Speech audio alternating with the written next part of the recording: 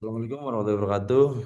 So today, me and my friend Akmal Alfitrah and Naufal Fahmi are going to explain about the social issues of the pertamina corruption in Pancasila perspective.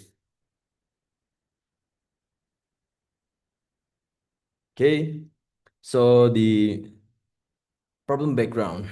So in March 2025, Pertamina was embroiled in major corruption scandal after 5 executives were arrested over irregularities in import oil between 2018 and 2023. This practice led to significant state loss.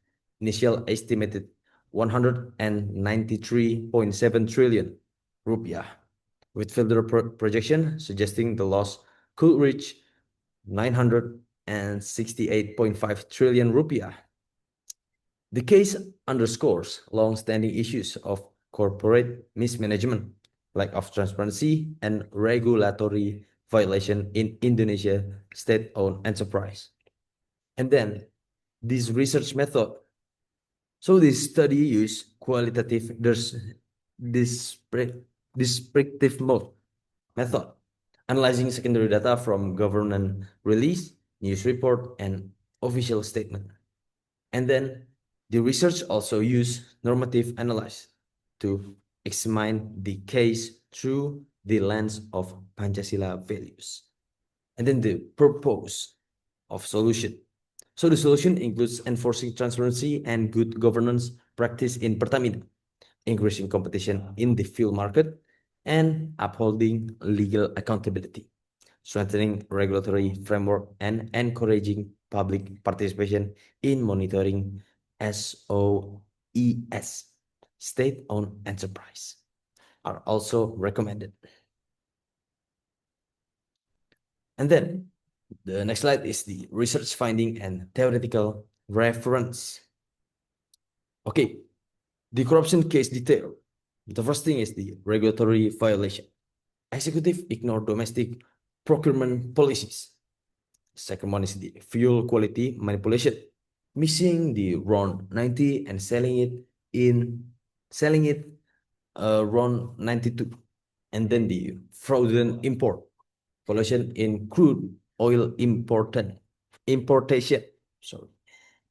And then the fuel blending manipulation, selling the low grade fuel as the premium grade. And then inflate shipping contract, cost manipulation in logistics. The historical context. The culture of corruption in Pertamina stems from the New Order era, especially under Ibnu Sutowo. Despite reform after the 1998, the legacy of political patronage persists. And then the structural issues. Monopoly over 96% of the fuel market foster unchecked power. And then the opaque governance relying on middlemen and broker. The next slide are going to explain by Akmal.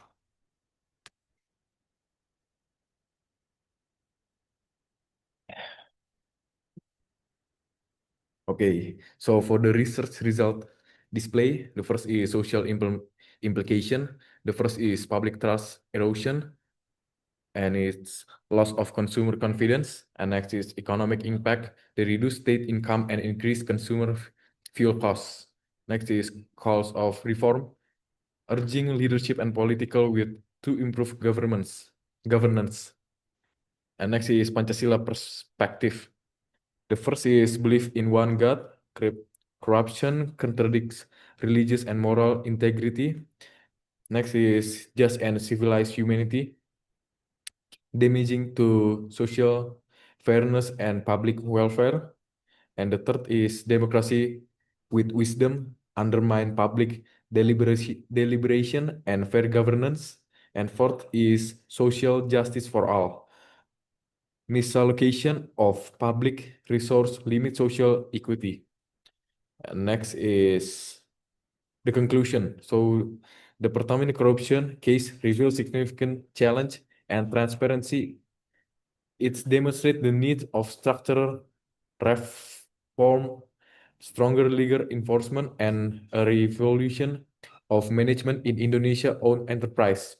So the recommendation for this case is strengthen the anti-corruption regulation and transparency protocol, and restructured Pertamina to reduce monopolistic tendency, promote ethical leadership aligned with Pancasila value, and last is foster public participation and oversight in SOES.